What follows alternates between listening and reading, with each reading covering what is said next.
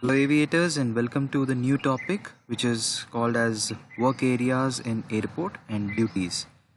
Now this topic is mostly related to how you're going to work and where you're going to work in the airport, and most of the times there would be like 7 to 8 work areas in an airport where you will be posted on a daily basis, and it could differ from one area to another. So depending on your experience, the work area in the airport also differs. Say for an example, if you're just recruited and you are a newcomer in the airline, you would be posted in as a customer service agent, which would be assisting the passengers. But later on, as you gain experience and as you understand the work in the airport, they can put you on for check-in counters, then they can put you for boarding gate, then for the ramp staff and so on. Okay, so in this following video we will go through one by one what are these work areas and what are your duties going to be as a ground staff. So basically this video is going to be all about ground staff, what they do and what their work is, right? So let's begin with the first slide. So say for imagine you have given your interviews, you have completed your 3 rounds, congratulations, you have passed out your 2 examinations, that is of DGR and AFSEC, and now you are selected as a guest relation executive, which is also called as GRE, as you may notice on the screen, guest relation executive, GRE, and the other one is customer service agent, CSA, and then the other one is customer security officer, that is CSO. Now in India, Air India basically has this designation for the new joinees, that is called as GRE. Then Jet Airways has for CSA, that is customer service agent, and Indigo has a CSO, that is customer security officer. So these are the 3 initial designations that a fresher who has just completed his degree or his graduation and gave his interviews and is just pass out. So this is as a fresher if you are joining. These are the 3 designations that you would be appointed as in the airlines. So what is your initial duty going to be? So the first point is assist the passengers from the entry of the airport till he checks in his baggage. Okay.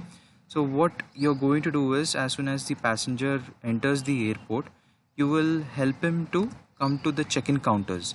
Now, as you can see, if a new first flyer passenger comes to the airport, he is totally confused. He doesn't know where to go. He doesn't know what are the formalities that he has to undergo and where he has to submit his baggage and all.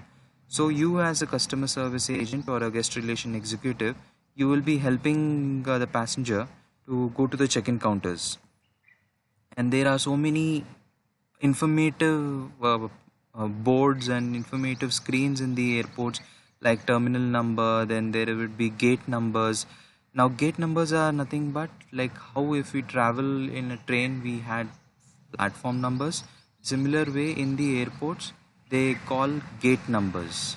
Okay, so to be in a simple way, I have just given you a comparison between a platform and a gate, but that is from where you get your flight. Okay? Gate numbers are given to a particular boarding point where if you reach from there, you will be able to catch a flight. Okay, so your flight destination from where to where and how much time. So all this information would be given over there. So for a new first time traveler, it would be really difficult. And sometimes, as I was also a ground staff, so I have noticed that when old age people they come to airport, it is very difficult for them to understand these things. So what happens is they need some assistance. So you as a ground staff should be there for them to assist with these things. Okay, so next we'll come to check-in counters. So check-in counters actually look like this. As you may see in the screen, these are the check-in counters, right? So what happens in check-in counters is once the passengers enters the airport, he comes to the check-in counters. If he has a suitcase or a, as you say, check-in baggages, that is what is called the suitcase, or something which weighs above 7 to 8 kgs is called as check-in baggage, and it has to be submitted at the check-in counters, right? So when they submit their baggage here, the check-in counter staff, they calculate the baggage weight, and then they and once it is approved, they send it to the aircraft, and they issue a boarding pass. Okay, so as you may see in the first point, checks in the baggage of the passenger and tags the bag and issues the boarding pass. The second point, informs the passenger about DGR regulations. Now, DGR regulations is nothing but if you have to inform the passenger that, sir, if you're carrying any sharp objects or anything, please do not carry it along with yourself because it is not permitted. So, say for an example, if he is carrying a paper cutter or any sharp object in his hand baggage is something that you carry along with your bag. So if he's carrying that, so you have to tell him that, sir, you're not allowed in your hand baggage, so you can just remove from the hand baggage and put it in the check-in baggage, so that they won't throw away. Because if he takes it in his hand check-in baggage, there is a lot of probabilities that the security people will take it and they might throw it. And there are other restricted liquids as well. Say for example, perfume bottles are there, then aerosol products are there like hairspray and other products. So I'll cover up those permitted and non-permitted quantity, as well as the chemicals what are allowed and not allowed, that we'll cover up in the DGR class. But for the moment, just remember that as a check-in counter staff, you need to remind them that they should not carry any of these sharp objects or any highly dangerous materials along with them in their hand baggage.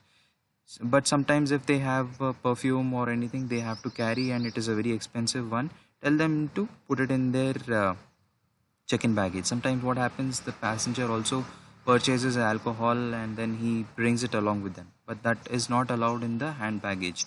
So you have to tell them clearly that, sir, you have to check in your you have to put it in your check-in baggage, otherwise the security staff might throw it away. So, and to tell you sincerely, honestly, that the security people are very strict and they will not allow any of the products. So you have to tell the passenger right in the check-in counter itself, because later on if something happens, and like say if the security people throw his product, and he might put a complaint that he was not briefed about it by the airline staff. So that could be a little bit of problem. So it is better to be on a safer side and inform all the passengers. Anyhow, there would be a small board kind of a thing on the check-in counter itself.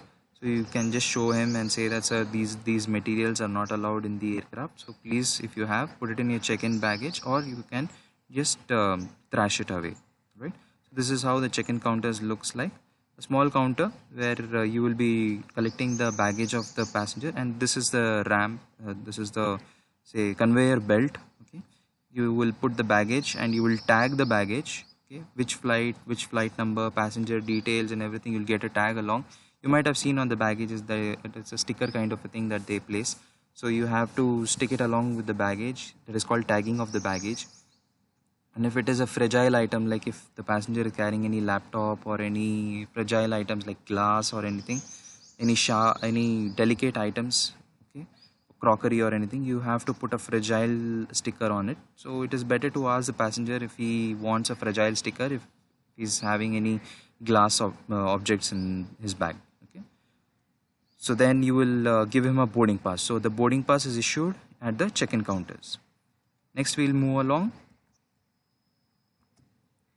This is how the check-in counters also look like, and people queue up there and they collect their boarding pass and submit their bags. Next, we'll move to the security. This basically security, you will have to undergo the AFSIC training, and there will be another little more tougher examination for the security people.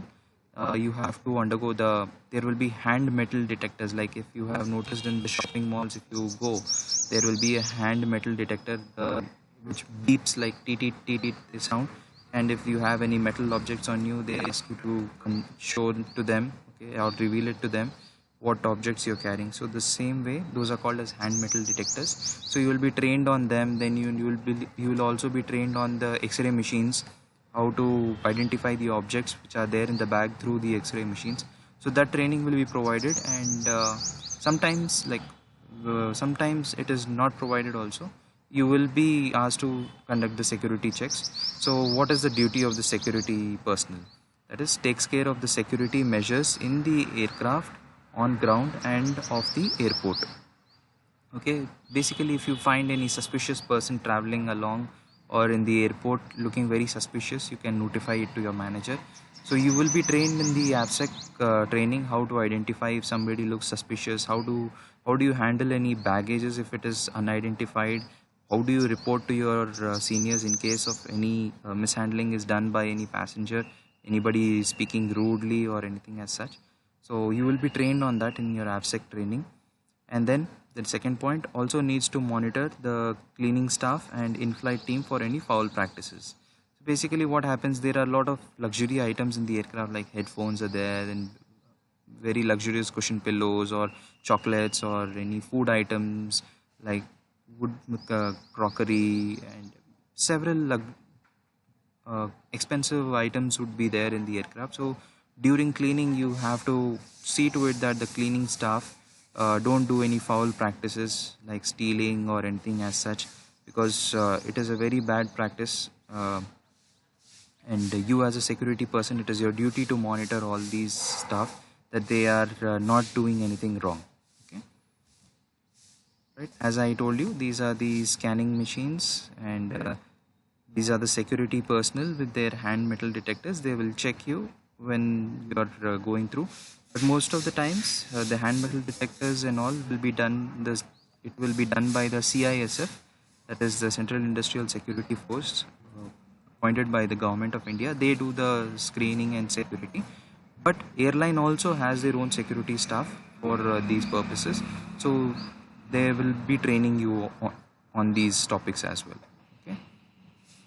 As you can see here, the passenger puts their bags in the X-ray machines, and they are also called as screening machines. Get screened, and if any object is there which is looking dangerous, they will open up the baggage and they will either trash it or they'll cross-question the passenger and they'll give it back to you. Next, we'll move to the RAM staff. Now, say for an example, if you have completed like 3 to 4 months or more than 6 months in the airline, working or assisting the passengers and assisting during security, assisting while the passenger is coming to the airport. So then after your performance, as per the shift timings and all, okay, there will be 3 shifts in the line. One is morning, early morning, then the other one is afternoon, and another one is late midnight or evening.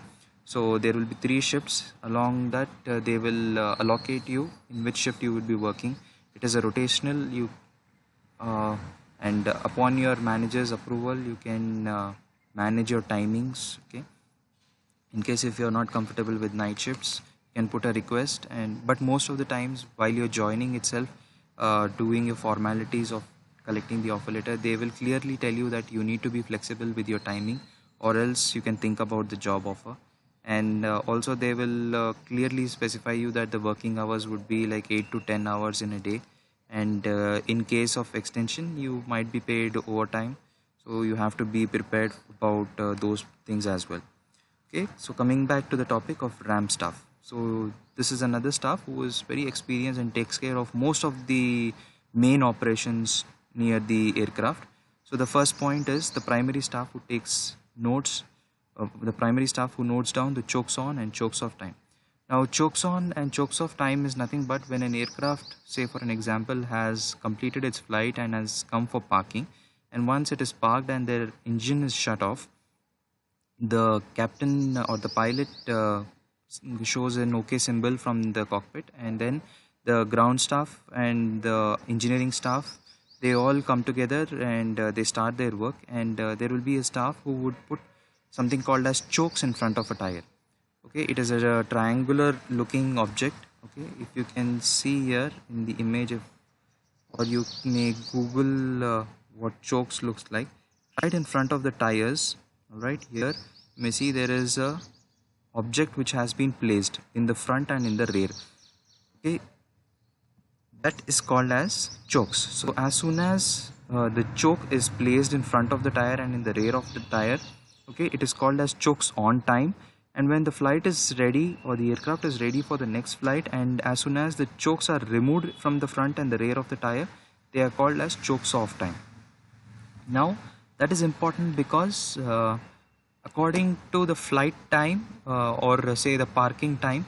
Now every airline has to pay a certain amount of charges for using the airports in every country. Okay, every country has particular charges for the airlines that they have to pay for using the airports. Now that particular time is calculated from the chokes on and chokes off time the moment the aircraft is parked, from the moment the aircraft takes off. Okay, so there would be a particular charges for that, so that is calculated from the chokes on and chokes off time. Right. So the next point is he is also responsible for embarkation and disembarkation. Now as soon as the aircraft lands or the aircraft is ready for the next flight, embarkation, as I explained in the previous video, that is called as boarding, and the other one is disembarkation, that is deplaning. Okay, passenger coming out of the aircraft is disembarkation. So you as a ground ramp staff has to take care whether you will be doing an embarkation through aerobridge or you will be using a step ladder, and according to that you have to be ready with all the following things. In case if it is an aerobridge, you have to inform the aerobridge operator about the aircraft which is coming in so that he will be ready. And then if it is a step ladder boarding or deplaning, you have to inform the step ladder operator to be prepared and be ready so that he will, as soon as the doors are open, they will come and join the step ladder or the aerobridge, and the process starts of embarkation and disembarkation. This is all basically to save time and do and keep the aircraft ready for the next flight as soon as possible. Now next is has to monitor the completion of the cleaning and security on time. Now as I told you, everything is time constrained in airlines. Time is very important, so the airlines are given 30 minutes of time so that they prepare the aircraft for the next flight. So as soon as, say for example, it has come from one destination, say from Delhi it has come to Mumbai, and it is going back from Bombay to Delhi, so immediately they have, as soon as the aircraft comes from Delhi to Mumbai, they have to clean the aircraft, they have to do the security. If someone has forgotten any bags or anything, they have to check all along. Then they have to uplift all the catering items, what is the for the next flight from, that is from Mumbai to Delhi again. They have to help the cabin crew for whatever requirements they need, say water, extra water, newspapers or magazines or whatever is required. They have to help out the cabin crew as well, and all that should be done in 30 minutes of time. So the rating for the ground staff is given that by how quick and how efficiently he does his work, right? So you are basically, if you are assigned for a flight for a Delhi to Mumbai and Mumbai to Delhi, you have 30 minutes of time in Mumbai airport to monitor everything that is done. And if you perform by, say if you have done everything by 20th minute and you are ready for the flight, you take the signatures from the pilots and the cabin crew that you have finished the job within 20 minutes, you will be given a good rating by the airlines. So you have to see to it that you do a good job all the time. You have to have a good team along with you who coordinate and help you out during all the time, and that is how teamwork builds up. You have to have a good team to perform, otherwise if you are doing it alone, it will not be possible. Next is provide necessary documents to the cabin crew and PIC. There is another topic in which I'll be covering what are the documents that has to be given to the cabin crew and the pilot in command. PIC is pilot in command. So there are a couple of documents which you have to get signed and give one to them and keep one for yourself. That is basically nothing but refueling document is there, then weight load and trim document is there, and then the passenger manifest document is there. I'm just giving you an example. There are few more of them we'll discuss in the new topic. But remember that these documentations also has to be done by the ramp staff. It will not be done by any other staff but the ramp staff. Then coordinate with the engineer for refueling and catering for the upliftment. After the flight is ready, you have to check with the engineering team that how much of fuel has been uplifted. Take a signed copy from the engineering team. You have to take a catering upliftment sheet from them as well, and then you have to give it along in submit in your office that for this particular flight you so much of so and so items were uplifted or fuel was uplifted, and you have to give it to your seniors. Okay. Then at last, assist the special handling passengers.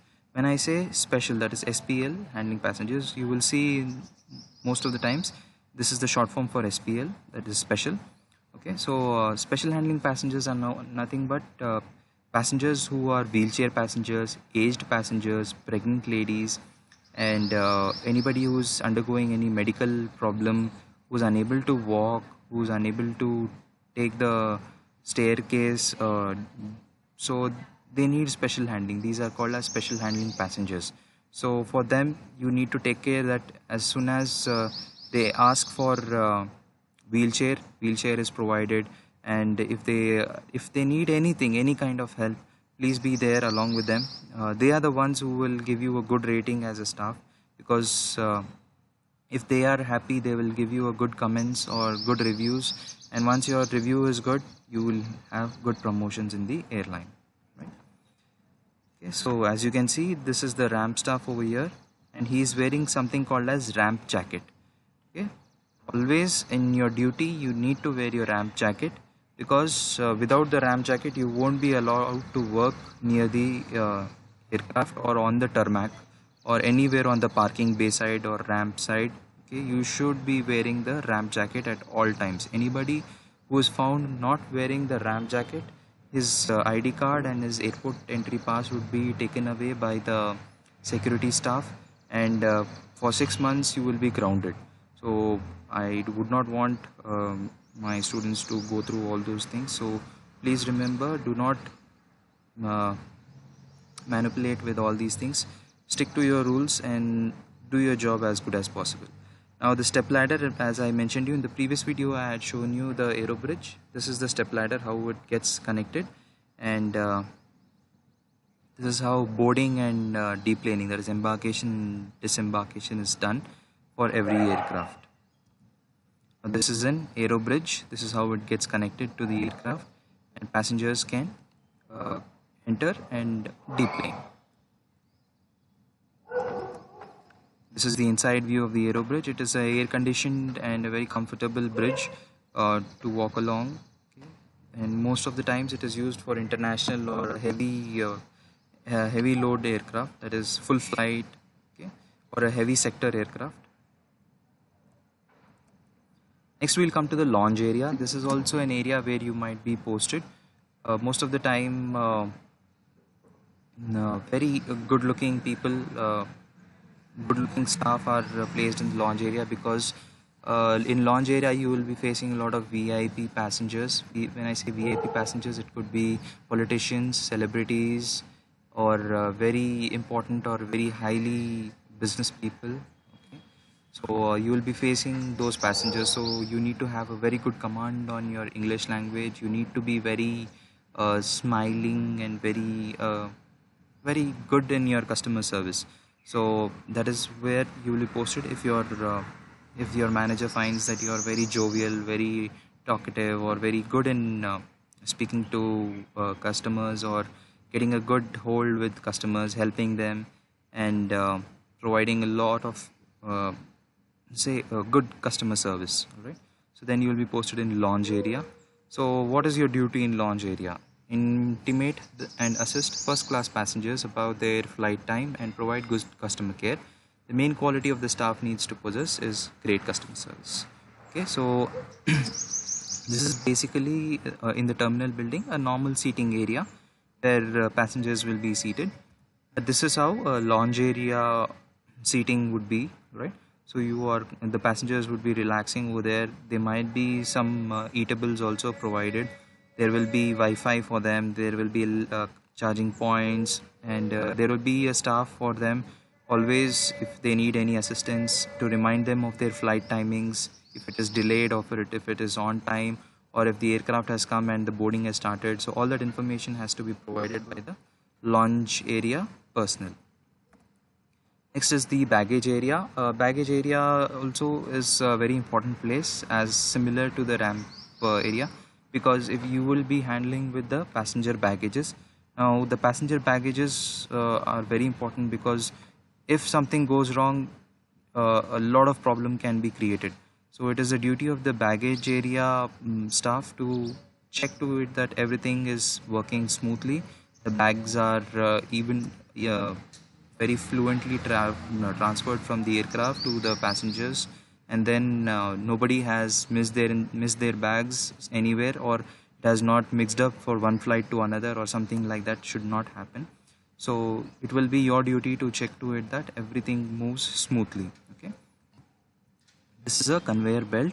All right, the belt you can see over here, in which the bags will be coming and the passengers can collect their bags. It is also called as belt area, and this belt is particularly called as conveyor belt.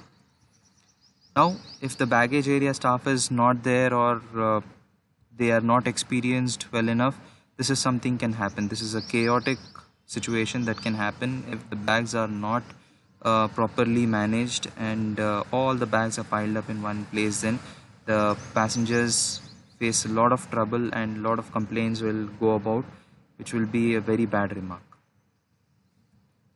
Next, we'll go to the boarding gate. Boarding gate is a place where from the terminal building to the aircraft, the passengers will be given an announcement that their flight has arrived, and the boarding will be started. So those announcements should be done by the boarding gate staff. They will also do a head count, how many passengers have arrived at the boarding gate. You have to either scan the boarding pass, or either you can tear the boarding pass and keep one along with you and give the other one to the passengers. We will come to the boarding pass contents in the next topic. So you will be trained what are the things that you need to monitor in a boarding pass when you collect it, and when you have to give one copy to the passenger. Okay, what are the things that you need to remember while doing that? So first point, keeping a head count of the passengers who have boarded the aircraft. So say for an example, it is a 150-seater aircraft, so you need to see that, and if it is a full flight, say 150 passengers are there for a 150-seater aircraft, all are there, it's a full flight, so you need to collect 150. So after the boarding is completed, you need to cross check. You have to count how many boarding passes have gone through, or how many passengers have crossed by a boarding gate. And if the tally is good inside the aircraft and near the boarding gate, it is a good to go. And if somebody is missing, say out of 150 only 148 have arrived, so where are the two other missing passengers? So you have to make announcements saying, Mr. So and so, your aircraft is ready and this is the final call for you, so please arrive at the boarding gate number 1, 2, or so on. And you will be trained on these announcements as well. So you have to make announcements, and you can check whether where the passenger is, and if he has come or if he has not. But if the time is over and he has not showed up at the boarding gate, the flight will depart. Right. So next is also responsible to make necessary announcements when the aircraft departure time or arrival is informed.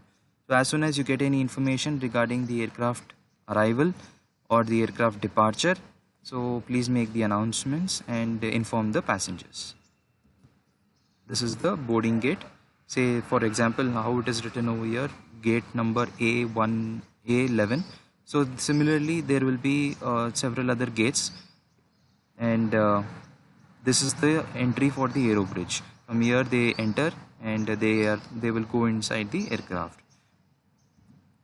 Now as you can see in this image, the staff over here, one would be collecting the boarding pass, one would be making announcements, the other would be assisting them with the passenger services. Okay. So alright students, this was the last one out of the work areas, which was the boarding gate. So please go through all of these. Wherever you feel that you have any doubts, please give me your queries in the comment section, and I'll try my best to respond to it. And wherever you have seen the notes in the video, please pause it, note it down.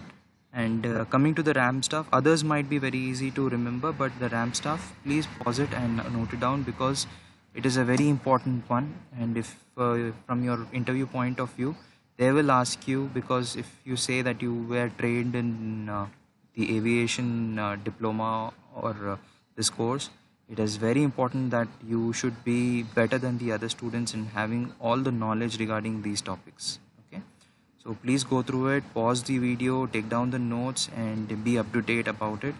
Go through these. If any doubts, feel free to write it in the comment section, and I'll get back to you. And in the further videos also, if possible, I'll try to clarify your doubts. Okay, thank you very much, and looking forward for the next section.